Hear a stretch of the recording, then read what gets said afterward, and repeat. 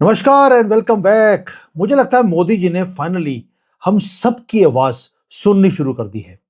मैंने खुद ने बड़ी बार वीडियोस बनाई हैं कि मोदी जी 30 करोड़ इलीगल्स रहते हैं इस देश में, इनको कब उठाकर बाहर फेंकोगे। मैंने कई बार कैबिनेट मंत्रियों से मीटिंग करी है दिल्ली में, मोदी जी को ईमेल्स करी हैं कि चाइना का फॉर्मूला क्या है।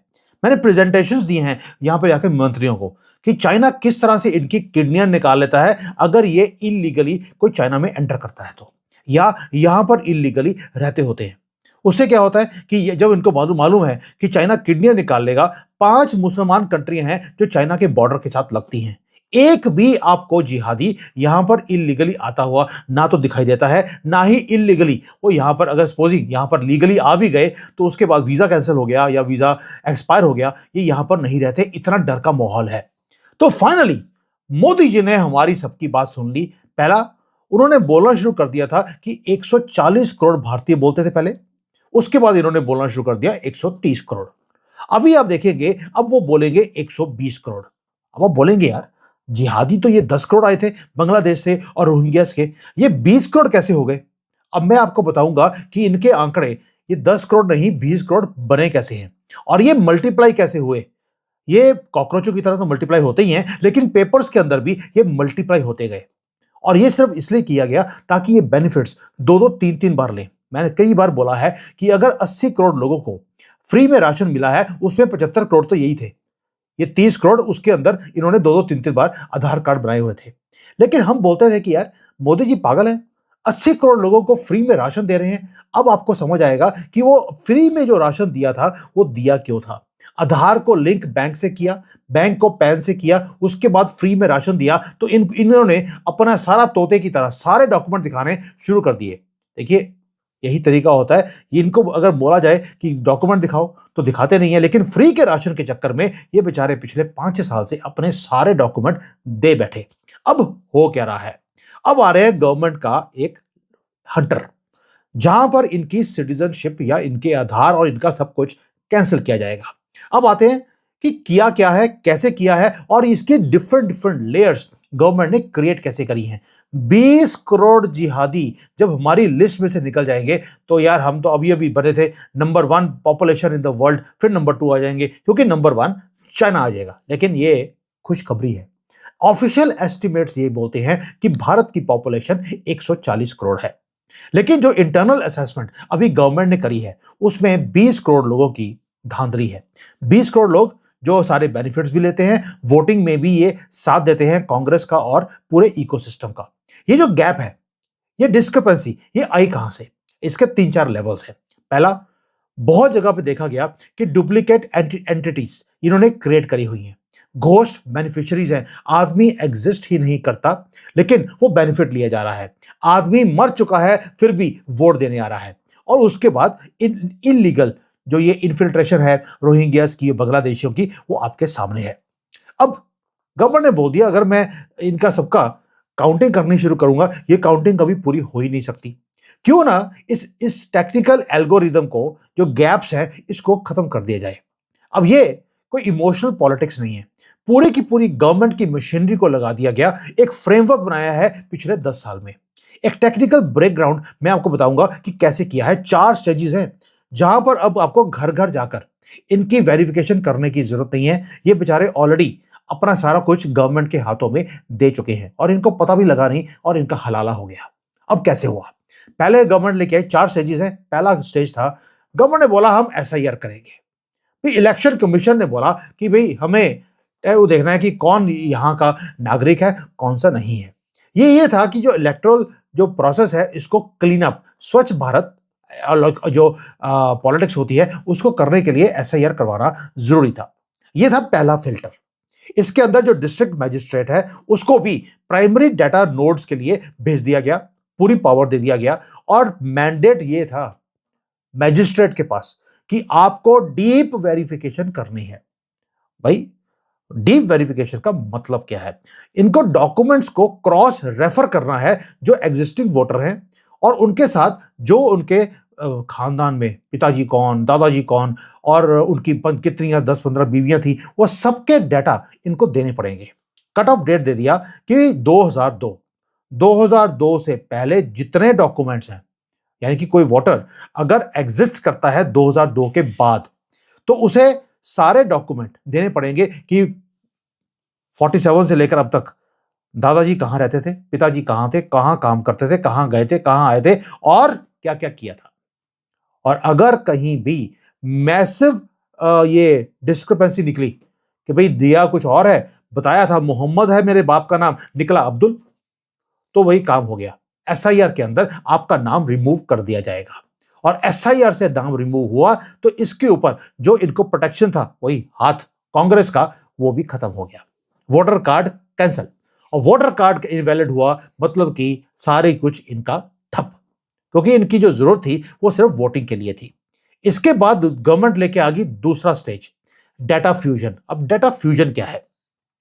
यहां पर जो एसआईआर है, एसआईआर वो फिजिकल वेरिफिकेशन है। अब आती है डिजिटल वेरिफिकेशन।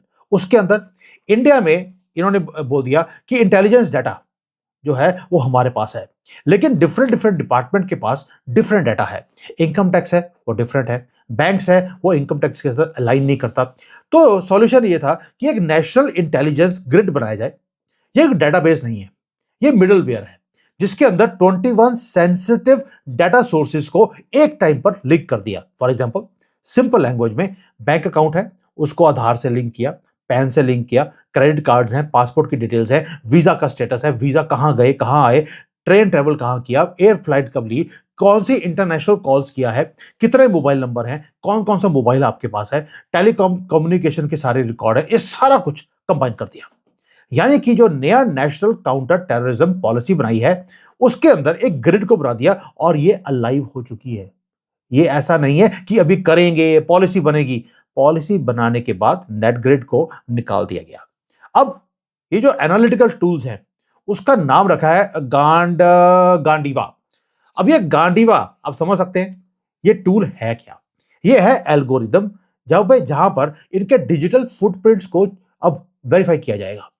भाई कि इन्होंने बोल दिया कि भाई मैं तो गरीब आदमी हूं, बॉर्डर के पास एक काम करता हूं मनरेगा के अंडर, लेकिन जो नेट ग्रिड है वो बताता है कि भी ये तो इंटरनेशनली ट्रेवल भी कर रहा है, इसके पास 2-3 कंट्रीज के वीजा लगवाए हुए हैं, यूपीआई के ट्रांजैक्शंस के अंदर ये हाई वैल्यू की ट्रांजैक्शंस कर रहा है, ट्रैवल पैटर्न्स जो हैं वो इनकंसिस्टेंट हैं उसकी प्रोफाइल के हिसाब से। एल्गोरिदम वहीं पे फ्लैग करेगा, फ्लैग करने के बाद उसको बोल दिया जाएगा भैया तू तो घोस्ट सिटीजन है, तू हमारे कंट्री का है ही नहीं। और उसके बाद जो इसका पूरा फंडिंग का नेटवर्क है वो भी सामने आ जाएगा। जो इन्फिल्ट्रेटर है वो भी पकड़ा गया, उसको हैंडलर जो है उसका, जो उसको लेके आने वाला आदमी है, वो भी पकड़ा जाएगा। इसलिए हमने क्या किया, एनपीआर और एनआरसी को लिंक कर दिया। ये कोर लीगल मैकेनिज्म है जिसको ना पार्लियामेंट में जाने की जरूरत है, ना कोई ऑपोजिशन इसके ऊपर बोल सकती है, क्योंकि एनआरसी के ऊपर ऑपोजिशन बोलती है हम नहीं होने देंगे। गवर्नमेंट ने बोला कोई बात नहीं, हम एनआरसी की बजाय एनपीआर लेके आते हैं, नेशनल पॉपुलेशन रजिस्टर। अब है क्या उसके साथ, इन्होंने बहुत बता दूंगा कि ये है क्या और ये बना कैसे है।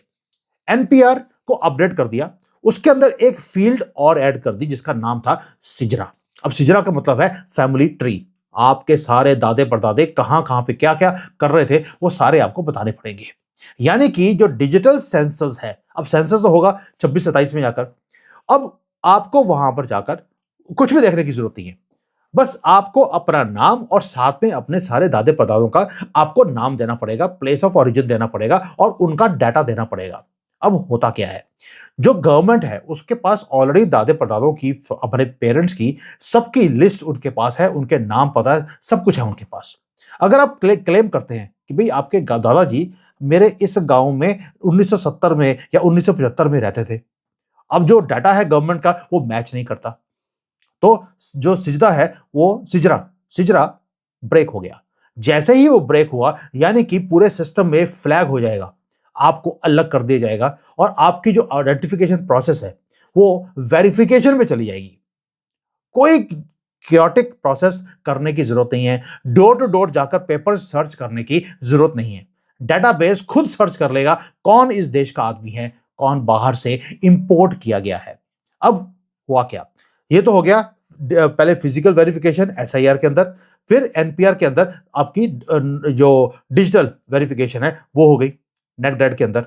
अब उसके बाद आ गया एसआईआर और सेंसस को दोनों को कंबाइन कर दिया। यहां पर पॉलिसीज अब कंबाइन होनी शुरू हो गई हैं। एसआईआर ने पहले क्लीन किया वोटर लिस्ट को, एनपीआर ने पूरी फैमिली ट्री को बिल्डअप कर दिया और नेटग्रिड ने ट्रैक किया आपकी मूवमेंट्स को, आपके पैसों को और आपका सारा डिजिटल फुटप्रिंट्स। जब ये सारे के सारे कंबाइन हो जाएंगे तो एनआरसी यानी कि नेशनल रजिस्टर ऑफ सिटीजनशिप वो ऑटोमेटिकली आपका क्रिएट हो गया है। आपको कुछ भी करने की जरूरत नहीं है, सिंपली नोटिफाई करना है कि भाई एनपीआर हमारा कंप्लीट हो गया, काम खत्म। यानी कि जो सिटीजन्स रूल है उसके अंदर अब एनपीआर एनसीआर ये दोनों कंबाइन हो जाएंगे। नाउ डाउटफुल सिटीजन्स, यही 20 करोड़ की जो कैटेगरी है, ये अब सिस्टम यानी कि सॉफ्टवेयर जनरेट करके देगा हमें कि कौन से जिहादी हैं जो बाहर से आए हैं या यहां पर रहते नहीं, ये घोस्ट वोटर्स हैं।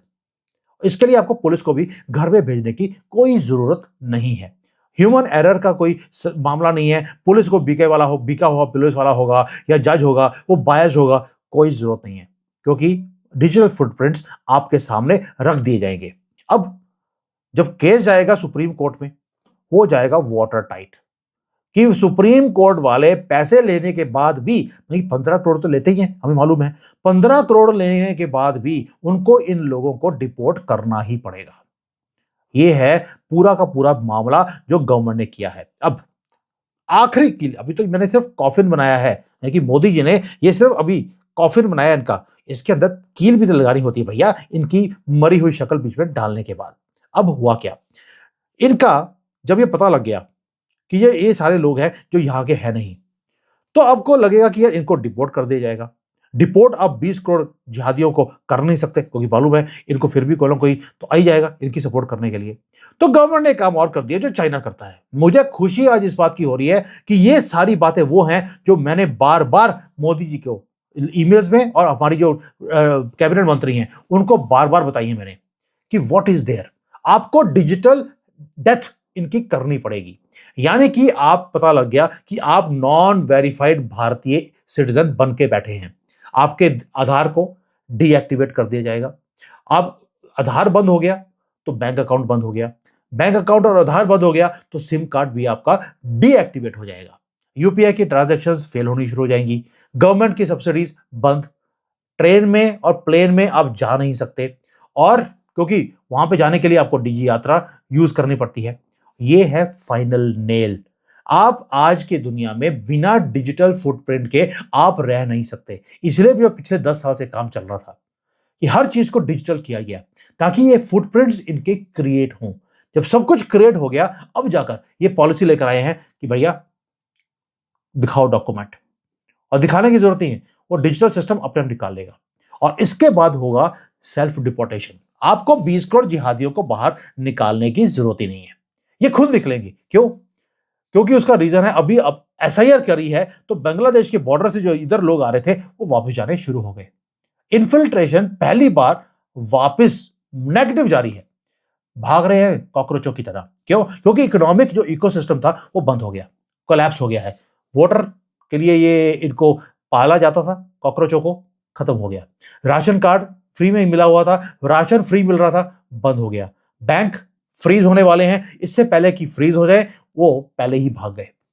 दोस्तों, ये है जो गवर्नमेंट ने किया है, और लिब्रांडो सामने ना आए, ऐसा हो नहीं सकता। वो कहते जी ये तो वायलेशन है पर्सनल उसकी फ्रीडम की। भाई कॉकरोचों को बाहर निकाला जा रहा है तो पर्सनल फ्रीडम की बात क्या आ गई? तो गवर्नमेंट ने भी मास्टर स्ट्रोक कर दिया। उन्होंने बोल दिया अंडर नेशनल सिक्योरिटी हमारे पास राइट है, हम कोई भी स्ट्रक्चर को क्रिएट कर सकते हैं। ये चले गए हाई कोर्ट और सुप्रीम कोर्ट में। जो चीफ जस्टिस हैं और कोर्ट्स हैं उन्होंने बोल दिया कि नेशनल सिक्योरिटी के मामले में जो आपकी इंडिविजुअल प्राइवेसी है उसको हम ओवरराइड नहीं कर सकते। नेशनल सिक्योरिटी प्रथम है, उसके बाद किसी और के। और अब तो ये भी बोल दिया कि अगर आधार है आपके पास या आपके पास ये जो वोटर कार्ड होता है, अगर ये है और आप इलीगली यहां पर आए हैं, कपिल सिब्बल वही दल्ला वो गया था वहां पे सुप्रीम कोर्ट में कि सर इनके पास तो वोटर कार्ड है, इनको वोटिंग करने का राइट होना चाहिए। तो जो चीफ जस्टिस है उन्होंने बोला कि क्या अगर इलीगली कोई बांग्लादेश से आया है, उसने यहां पर आकर वोटर कार्ड बना लिया, क्या उसे वोटिंग करने का राइट होना चाहिए? इस दल्ले के पास, कपिल सिब्बल के पास एक भी वर्ड नहीं था बोलने के लिए। बेचारे के मुंह में मैंने पहली बार सीमेंट दही नहीं, सीमेंट भरा हुआ था, ही वॉज क्वाइट। ये जो पूरा का पूरा लीगल फ्रेमवर्क है, इतना टाइटली बनाया गवर्नमेंट ने, 10-12 साल की मेहनत है। और उसके बाद टेक्निकल इंफ्रास्ट्रक्चर को बिल्डअप किया गया, डाटा कलेक्ट किया गया, फ्री में राशन बांटा गया, फेंके गए पैसे, ताकि इनके पास कोई भी दलील ना हो अपने आप को बचाने के लिए। ये कोई फ्यूचर प्लान नहीं है दोस्तों, ये ऑपरेशन एक्टिव हो चुका है। Operation Gandiva is not about politics, it is about relentless algorithm purification of Indian demographic map. और सिस्टम अलाइव है, फिल्टर जो है ये इनका छांटी करने का कि भारतीय कौन और इलीगल कौन, ये शुरू हो चुका है। और डाटा कभी झूठ नहीं बोलता, ये डाटा अब प्यूरिफाई करेगा। जो स्वच्छ भारत अभियान मोदी जी ने बोला था मैं करूंगा शुरू, कांग्रेस मुक्त भारत बनेगा स्वच्छ भारत के थ्रू। अब आपको पता लगेगा, जब 20 करोड़ तो उनके वोटर थे, 20 करोड़ मोदी जी ने बोल दिया बाहर निकाल दूंगा, वोटर कितने रह गए? एंडा। तो इसलिए आपको पता लगेगा कि ये जो पॉलिसी है गवर्नमेंट की, this is long long over due. ये मैं सोचता था, लेकिन आई वॉज रॉन्ग। आज मैं माफी मांगता हूं मोदी जी से कि जिस तरह से उन्होंने वाटर टाइट इस पॉलिसी को लेकर आए हैं, भाई मानना पड़ेगा, इतनी तैयारी करनी पड़ी है, फ्री में राशन बांटना पड़ा है, फेंकना पड़ा है इन लोगों के लिए, ताकि ये अपने डॉक्यूमेंट्स को सामने जमा करवाएं। अब इनको भागने की जगह नहीं मिलेगी, they will have to deport themselves. हमें डिपोर्ट भी करने की जरूरत नहीं है। मैं तो सोच रहा था कि इनको वन वे टिकट के पैसे देके इनको बाहर भेज दूं, वो भी पैसे मोदी जी ने बचा लिए। इसको बोलते हैं गुजराती दिमाग। थैंक यू, जय हिंद, वंदे मातरम।